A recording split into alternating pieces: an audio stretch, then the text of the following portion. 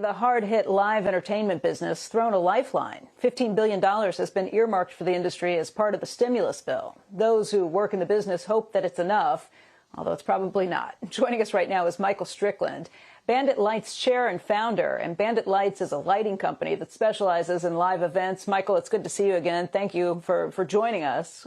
Just to get everybody up to speed who may not have seen you the last time you were on Squawk, let's talk a little bit about the industry and what happened. It's an $877 billion industry. 10 million people work in the industry, and it went to zero in the middle of March when things shut down.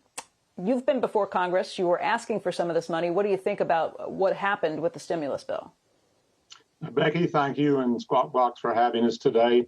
I appeared a week ago today, Tuesday, before a Senate subcommittee with a number of other folks to sort of plead our case. Congress has gotten our message. We have been talking to a number of senators and representatives for going on 5 months, and most of them understand our plight. We got the message across. What has occurred, however, is there's a lot of confusion with the public and indeed in Congress. There's a wonderful act called Save Our Stages, and Congress had the wisdom to pass that, and indeed it's in the new relief bill. But that only provides for independent venues and managers and agents. That's about 8 to 9% of our industry. The rest of the industry can't partake in that act. And there's only really one solution before us that will provide funding for the entire rest of the live event industry to survive, and that's the Restart Act, stood up by Senator Young and Senator Bennett.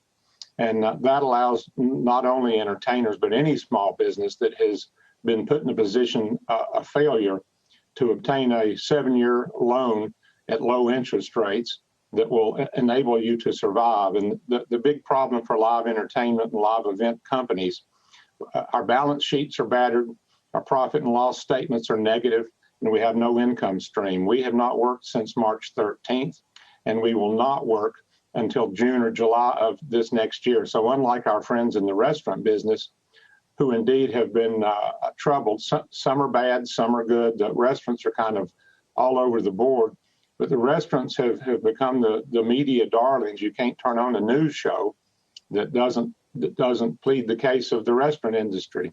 But for whatever reason, there's no mention of the live entertainment / live event industry. And we thank you for having us to get the message out that the people that work with you to prevent the concerts and the rodeos and the television shows and the rodeos and the parties in your backyard, we're sitting at zero, and we will be until June or July of next year, and we desperately need the Restart Act to be passed in the next session. Let me ask you, Michael, so the bill, the money that was in this bill that may or may not get signed into law by President Trump at this point, but that money is just for the entertainment. You're talking about the other industries like lighting companies, like catering companies, like tent companies, like all of the many other companies that cater to the live events industry, correct? Correct. The Save Our Stages goes specifically to independent venues and managers and booking agents, that's really the narrow course. There's a couple of other things. Some museums can dip into it, some theaters.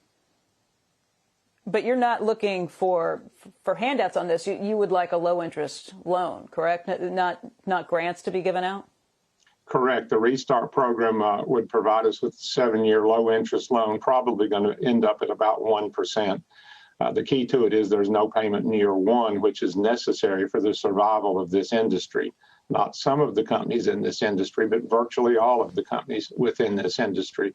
And it's important to point out one clarification. We're not talking about the monolithic firms that most people know, such as Live Nation and AEG. Those firms have sought their own independent private financing solutions. So you're not bailing out big corporate America. This entire industry is built on a lot of sort of mom and pop companies, most of which have less than 500 employees. Indeed, most of them have less than 100 employees. Shepard Smith here. Thanks for watching CNBC on YouTube.